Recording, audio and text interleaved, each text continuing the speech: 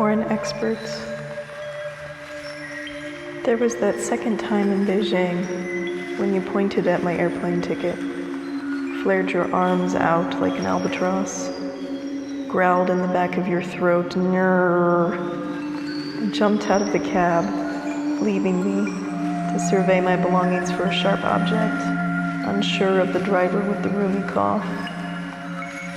And to that time we sipped murky tea in Vang Vian, the two bright scooters' lights leading us back to our hostel, where we giggled at the pool's ultraviolet blue, where you rolled on my bed like an upturned beetle, shouting, "I don't know what anything is," over and over, while I stared, helpless, at a small white string, making the most beautiful shadow puppets in the fan breeze. Then we watched the kep swallows diving for the same chirping insects the geckos waited for in the porch light, and mused on the old world, as you called it, the one where I'd been married, where you nearly OD'd on Klonopin, where neither of us knew anything. Now I fall asleep in the back seats of strangers' cars, no seatbelt, weightless and airborne exhaustion, the sweet stink of durian in the alley market signaling I'm home, and deep in folds of brain tissue, a memory resurfaces of you in a shitty college bar, grinning wolf-like as I drain one shot too many, saying, "Have you had enough yet?"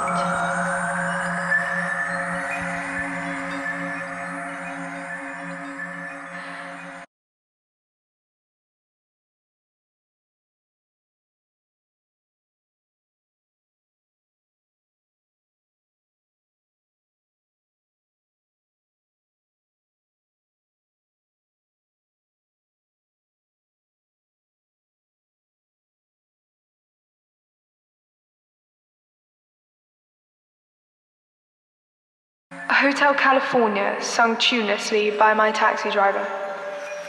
In between the choruses, he'd chat enthusiastically at me in Chinese, whilst I returned a shapeless half sound, neither Chinese nor English, from the back seat.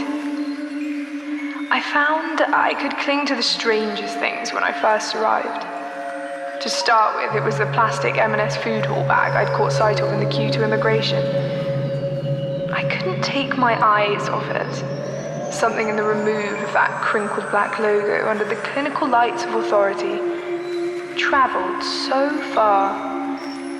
It was then that I started thinking of myself as being far from home, a phrase I thought reserved for Paddington Bear or a toddler that had waddled too far from its pram in the park. Suddenly, I was staring searchingly into crowds at the Wudalco intersection, tracing swathes of faces with my eyes because I needed to share a smile with someone as lost as I was. I wanted to cram into that empty smile the weight of my uncertainty, because portioning out your fear with a twisted lip is better than swallowing it whole. In those early months, the dose of novelty and leftover heat was strong enough to distract me from the daily ritual of nodding wordlessly in shops and taxis and bars and banks. And just as that too began to wear off, I learned Chinese words to marry my hopeless gestures. Eventually, I could walk with all the swagger of someone with a pocketed phone, knowing exactly where the streets would fold into each other. By the end, the hutong's a patchwork quilt in the mind. The seams, messily stitched together by soju hazes, impulsive tuk-tuk rides, and thrice taken wrong turns. Charmless without its chaos. If I could, I'd delicately embroider over it with the cold, quickened footsteps of tourists through a Beijing January. There'd be an inky blue thread to lead you between the tiled rooftops that cradled us from short spring to summer. On that ride from the airport, tentatively accepting the black-toothed grin of the taxi driver, I'd quietly been thinking to myself, just like the eagles. This could be heaven or this could be hell. By warm July, I had my answer. Leaving was like desperately trying to collect crumbs with wet fingertips, like losing the taste of something sweet and knowing it.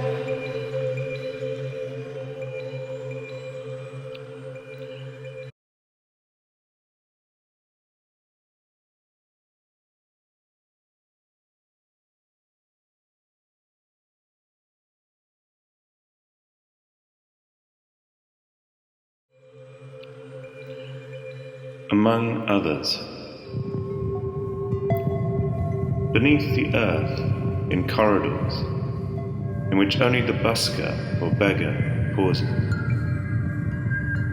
to play for a song or lie prostrate, the jigging wrist, stoop of the kowtow, which remains unwatched beneath the ineluctable percussion of determined feet, until they are moved on. Movement which may be a cure of happiness. In the city's final cover, more hidden than the subway's transfers, at least less visible, yet before our eyes. Here at last I feel, among others, millions who wear the tunnels of Beijing, and that they now exist, with so many hours from now, prized from the subway cars. I will return to your original face.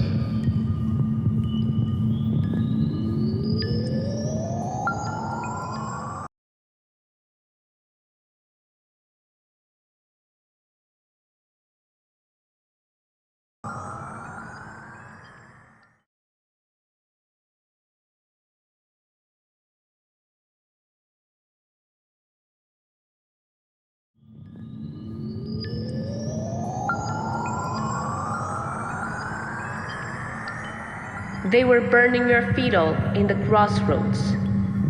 You invited me to go to the opera, and I told you that I love the comfort of disliking any place, just as much as I love the traffic and the smoke. Winters are dry, but there's nothing as dry as this poem, and still you can't get drunk from it. I think I heard your footsteps in my Didi driver's spit, so I got ready to fight. I purchased my weapons on Taobao. It was November 11, my hate was on sale. The landlord kicked me out of my soul. My point is, I know that this man is upset. People won't give him 5 stars. It's winter again, and somebody needs to save the world.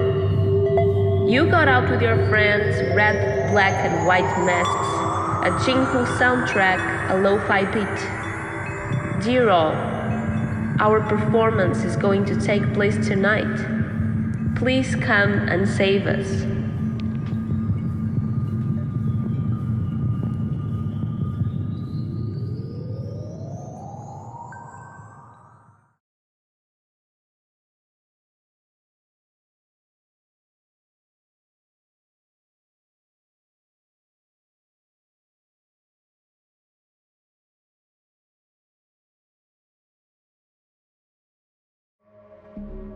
This city will not sleep till its outstretched fingers meet, till its towers drown its cliff tops and the light stamps out the darkness of the farmyards in retreat.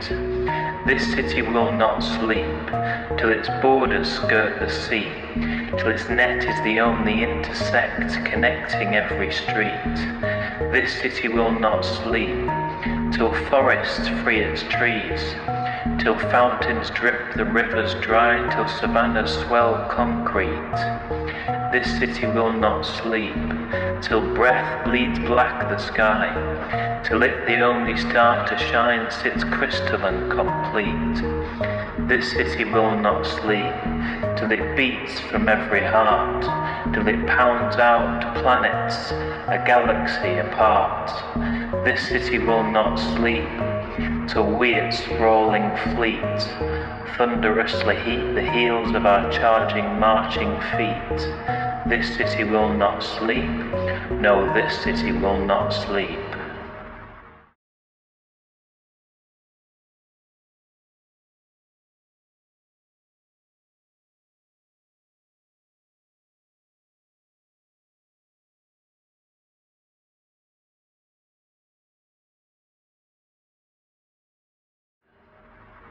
For whom is Beijing even for? Cold noodle stall owners reminiscing the true spicy rice noodles from his home village. Korean Samsung workers complaining about unauthentic Wongjing Korean barbecue. Chinese southerners dissing the excess dryness in the air. Westerners shunning delivery motorcycles for life as if playing dodgeball. For whom is Beijing even for? For artists, is fragments of postmodern confusion and pre-modern vulgarity.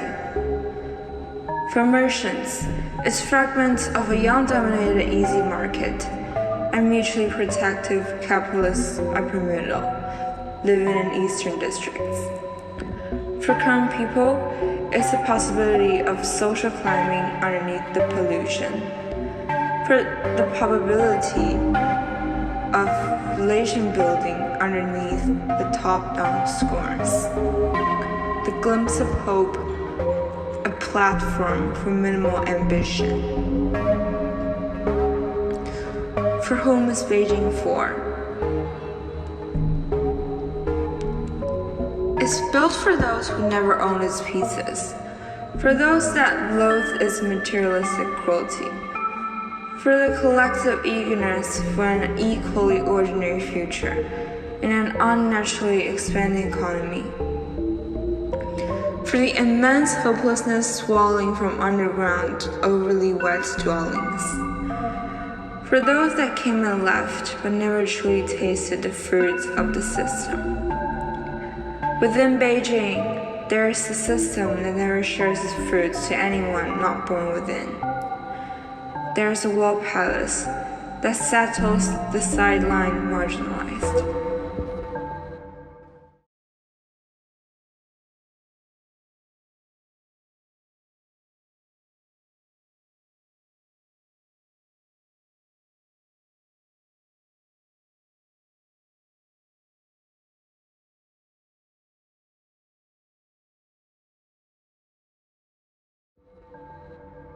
Meisher Cafe, Starbucks, again. But first the smallness. Let me tell you of the pucker of an atom in my heart, again, how it is everything. The whirly-burly trees out Starbucks bay window, how they are everything.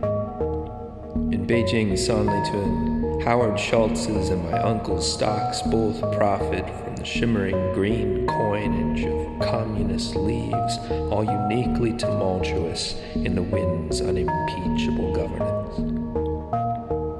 But then it's almost small enough to love, this profit, how we share in its atomic plight, so close to nothing, to evading guilt by association with all these potential pawn shops for souls. A toast for the masses, whose faces flash like gold doubloons. We were almost small enough. Now the best we can do is blame it on the wind. Sit in Starbucks again, invest our time in faith.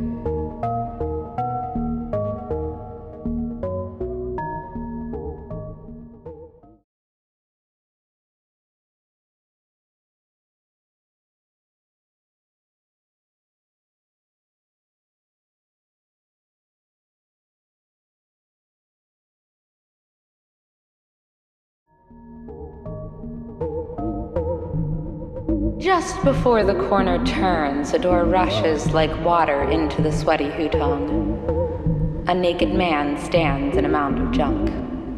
muffle his mouth with syrupy thoughts. Nearby in the coffee shop, laminate imitation breaks apart on the ceiling. Plastic lamps shatter, swept into a gust. Their hand-strung tassels unraveled like thread. I leave my poem on the side table, next to the trinkets.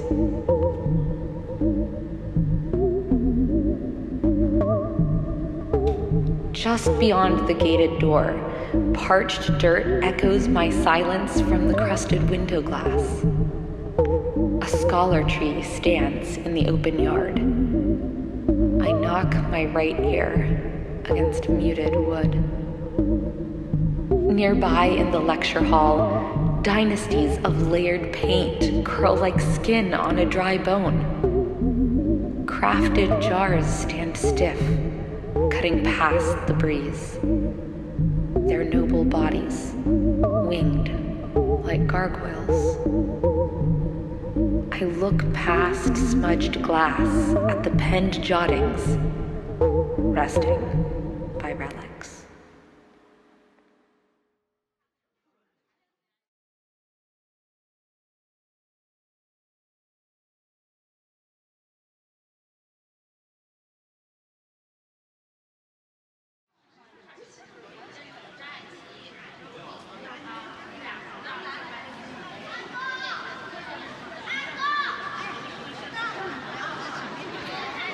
Part of me. Down in the hutongs, hunting for meaning. My neighbors, I hear them again. They be screaming. The TV, the lawai, the kids with the wheelies. It's summertime. A Beijing bikini to soothe the sweat in your skin. Be careful. The baijiu, don't let it drink you.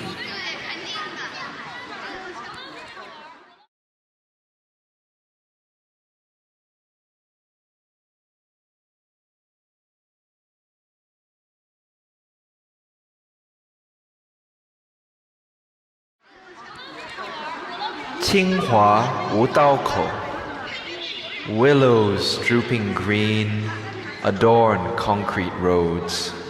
Harried O-bike streams, deftly scooters weave. Between clueless feet, infused splash of red, scattering across pallid thunderstorms. Tongues contort and fold, English syllables, fawning visitors, lurid Gaokao dreams. Royal caverns spin, garden fantasies, porcelain pieces glint, bamboo writing jars. Painted eye bags droop on worn, weary jowls. A subject's furtive glance betrays squalid homes.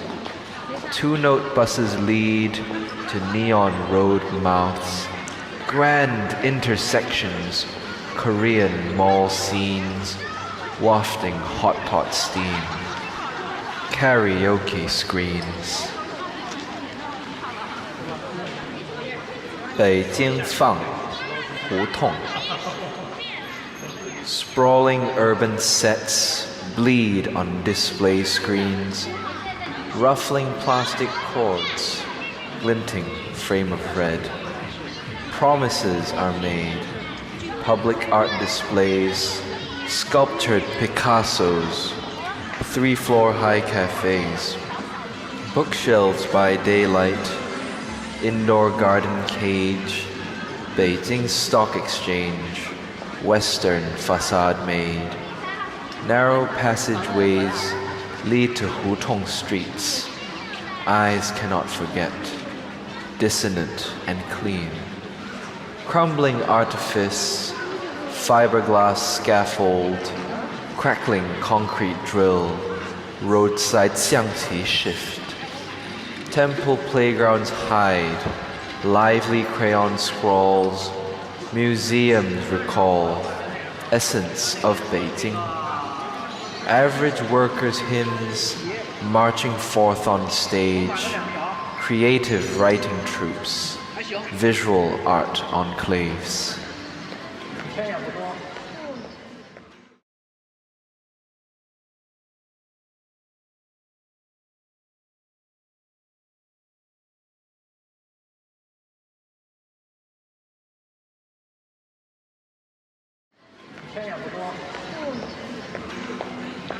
Sunday hutong.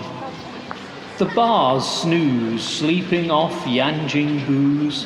Over the rolling waves of roofs, a black cat glides, yawning in sudden warmth. Red arm Honghua doze in nests of shadows composed. Adorned in her original face, Grandma shuffles and chops, the hutong green as her heart, root tips shining white. In orange robes, the carers of the conjures sweep clean the day's soul. From the kitchens, the niao-niao of the people's mianbao is rising. In sleepless Shidan, the ATMs yawn emptily. Churchiana. Knock, knock on the block in history's kitchen, the brew of a passing year and the new. Psst, into the pot, the hand-pulled lam yen, the you thought you knew, that is not you. Shops of mirrors that dress you in dreams, while desire simmers in the Zhaoche steam, yet emptiness blooms among hutong hordes, to people the mind of a tender-rooted child. Through the gulo drumming twilight air, this season cycle song of the mind's eye flowers as Gershau over the watching tower. Below, a red ribbon buds in her dusky hair. Fly. Grandma curls on a stool in time's alleyway, eyes asking after the passing instant's Jingwei.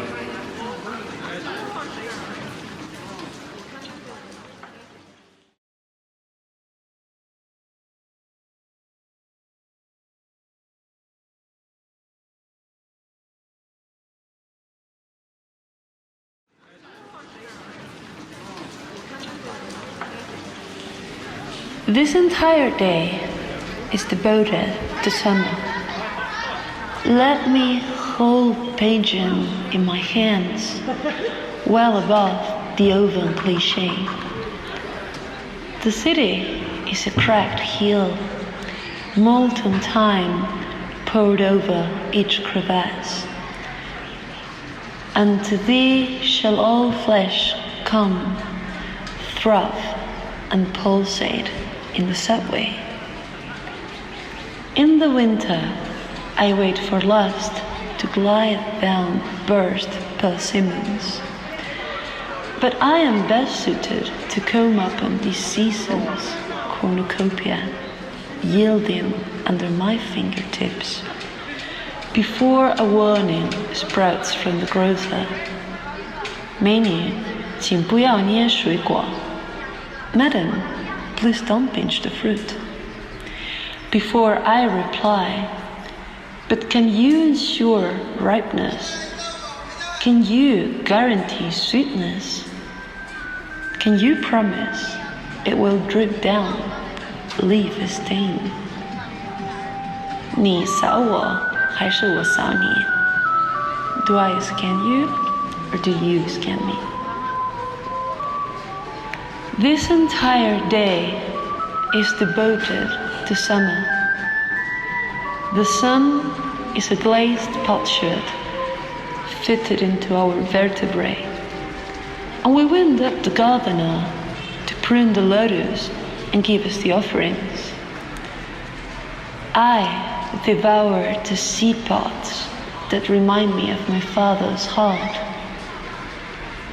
I wander the hutong like a vagrant madwoman, just to hear the wind sing, just to catch a glimpse of God as a scarlet anemometer, laboriously rotating, besieged by pigeon birds, flying in swift circles, casting shadows upon washed-out community slogans, elongating into oblivion.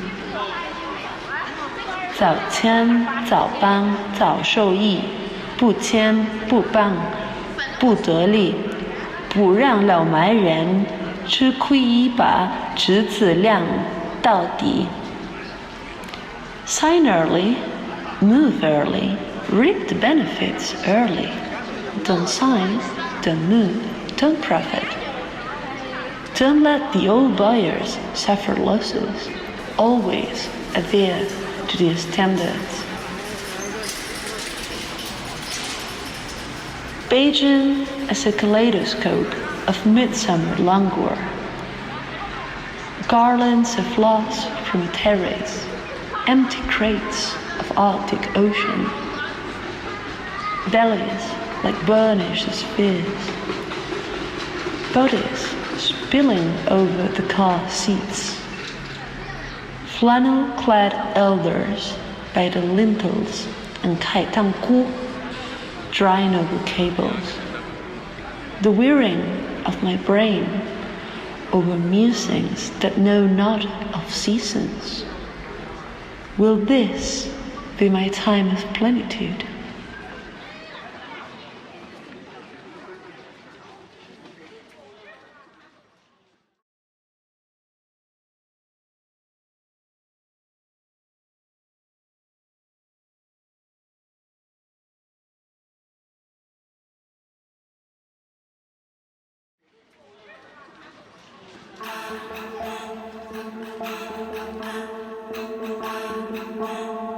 Little snow. I will try not to say too much. There was a man so fat you could draw every province he'd ever drank red wine in on his stomach. He'd been to Argentina. He'd feasted on the beef of the gods. But look, I've done it. I've filled my mouth with so many words I can no longer taste them. I was sitting next to the slender man who whispered things into the fat man's ear. I was trying to eat a frog with 2 sticks. Southern China was tiptoeing through a warm autumn, leaves unfazed. There was, of course, red wine. At times the fat man would open his mouth to say something and everyone would empty the hand they used to raise their glass. I will not say that I despised this man. There was also lamb being ripped dead off sticks by large teeth. The teeth were those of poets. No one has ever said, poets are people too, without a dead body to stand over. I put the glass into my mouth. I must not say too much. The slender man poured the fat man a taste of wine and then gripped the bottle to his chest. I had never seen the inside of a great poet's mouth before, the tongue so raw yet unafraid. Here the Yangtze River squirms out of its muddy clothes, the weight of dynasties, fat as an upper lip that everyone calls stiff. I'm eating my second bowl of fried rice because the alcohol is turning into something angry in my stomach. The fat man is interested in no one but the only woman at the table. She drinks only in the company of esteemed writers. Her name is Little Snow. Her dress is pink as the cheeks of a girl who has been caught writing poetry. Little Snow is being reminded that this is an occasion for revelry. Little Snow is being told to drink, but she is not being told what to say. I'm trying not to say too much. I am a poet too, after all. The fat man is whispering something important to Little Snow. Her face is made of wax. The fat man touches her arm melts. The slender man raises his glass and we stand to drink. Little Snow does not stand but drinks. Little Snow has probably never put both of her forearms on the dinner table before. The teeth of the poets are bleeding blocks of liver into soup. There are eggs on the table that are older than me. Little Snow is older than me. Women have a story that begins with an age. I know this. I don't know Little Snow's age. The waitress's hands are large enough to hold a lamb down by the back of its neck as she straddles its back. Women have a story that ends with a fraction. A fraction is a whole number that cannot tell you what it is without telling you what fractures it. I didn't hear the fire die under the hot pot. I heard none of what the fat man said to Little Snow, but I could see his lips peeling the skin from a poem. Women have a story that is never told in China. China is a country with over 5,000 years of history. I cannot tell you what little Snow was staring at as the fat man asked for the check, but I can tell you that some people believe history could not have been otherwise.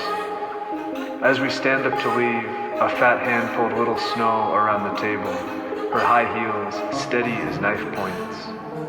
Like a flock of birds, we kicked the bones to the empty parking lot and lit cigarettes. The fat man's car door cut little Snow in half as it closed. We stood there, talking about history as his car left, how it clouds everything we see until we see it. The smoke billowing from our lips, every word on fire.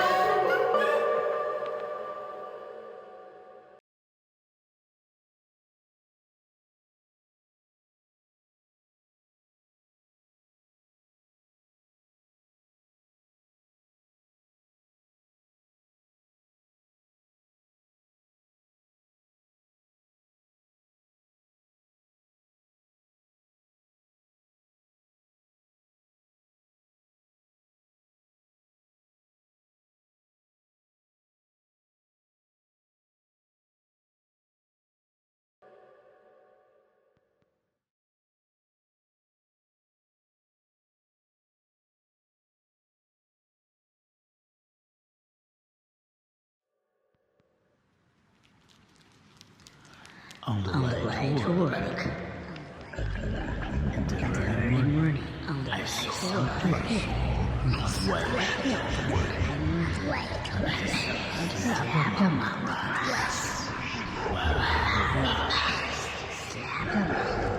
I ignored the pig, and the pig didn't notice me. I ignored the pig, and the pig didn't notice me.